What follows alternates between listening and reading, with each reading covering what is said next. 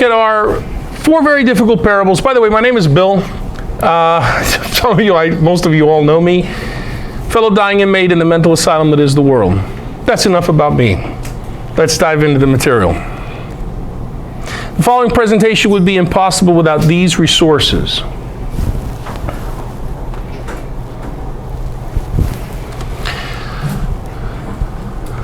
I would also like to call your attention to 2 magisterial documents. The Second Vatican Council's dogmatic constitution on divine revelation called Dei Verbum, section 19, and the Pontifical Biblical Commission's instruction on the historical truth of the Gospels, sections 6 through 9. These 2 magisterial documents explain that the written Gospels contain information and material that originated in 3 distinct levels, or 3 distinct stages. In other words, the Gospels evolved. Some of these stages appear in all the same biblical passage. This is acknowledged in the Universal Catechism, paragraph 126. Finally, I want to acknowledge the fine scholarship of the Context group of scholars, particularly this scholar, Dr. Richard Rohrbaugh, without whom these presentations would be impossible. Both with this presentation and all of the weekend's 4 main presentations, we are going to be looking seriously at 4 very difficult parables. These are arguably the 4 most difficult parables of Jesus to understand in the New Testament. All 4 have problems. Tonight's parable will offer a cautionary tale about what has happened to the parables over the thousands of years, 2,000 years,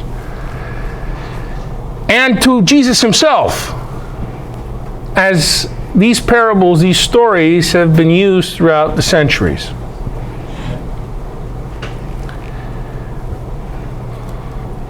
In our first presentation tonight, we're going to be looking at a very well-known, or perhaps spuriously familiar, but difficult, parable of the tenants. Indeed, this parable and the 3 others we're going to explore this weekend all have to do with economic issues. But first, before we get into that, I want to talk a little bit about communication and about language, because it'll help illuminate some things for us that are going to be very helpful as we move along. Folks, what language means shifts whenever language shifts its location. Words mean what they mean only where and when they are used.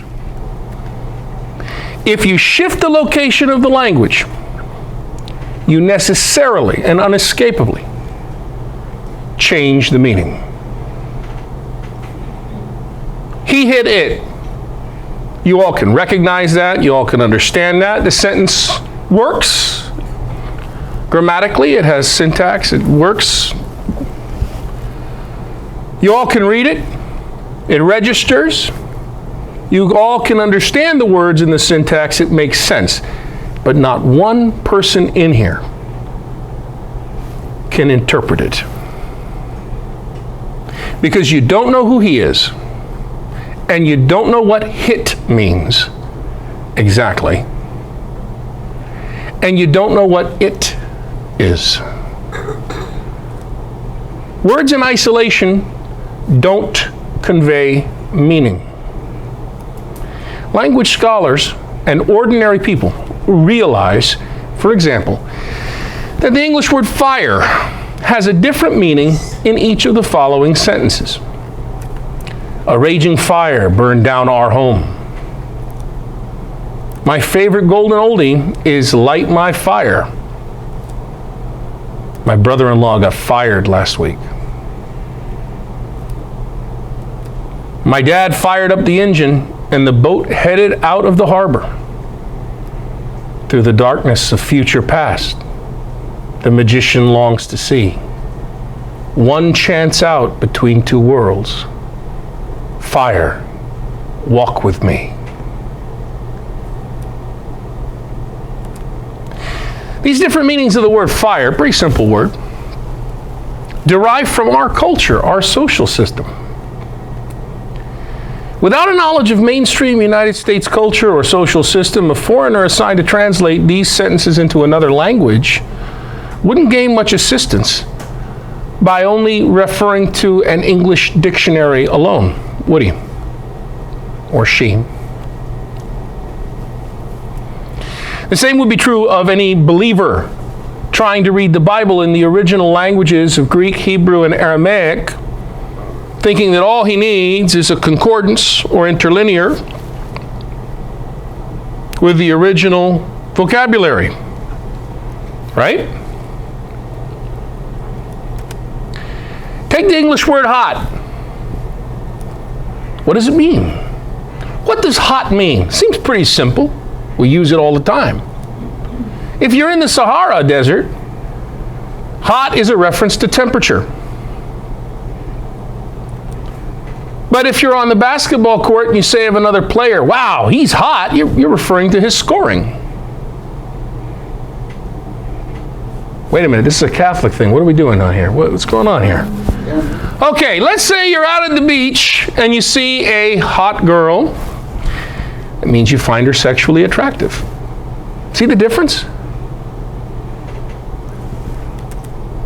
So what does hot mean? Well, it depends on the context. It's hot. He's hot. She's hot. Hot Wheels. Hot race. Hot under the collar. Hot goods. Hot stuff. Hot deal. What does hot mean?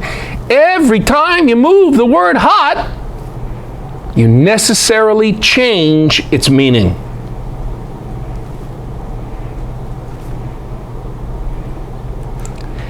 Someone once figured out, I guess he had a lot of time on his hands, that the English word get has 57 meanings. Can you imagine that? Think about it. I don't get it. Get lost. Man, that gets me. Get with a freaking program. And on and on. The context in which we use language changes the meaning of that language rather sharply. Consider the sentence, he went to the bank. Do we all understand that? That's pretty easy to understand, right? He went to the bank. What does that mean, though? What's the meaning of that sentence?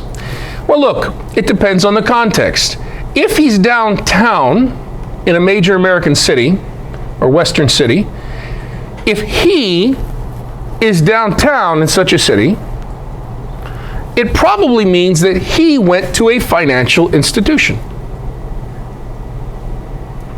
But what if he is in the Madison River and he's fishing up in Montana? He went to the bank then probably means he has waded out to the stream, but now has retreated back toward the shore. We're talking English, folks. We haven't yet talked Hebrew, Greek, or Aramaic 2,000 years ago. Folks, whether it's words or sentences, language only means what it means, where and when you use it.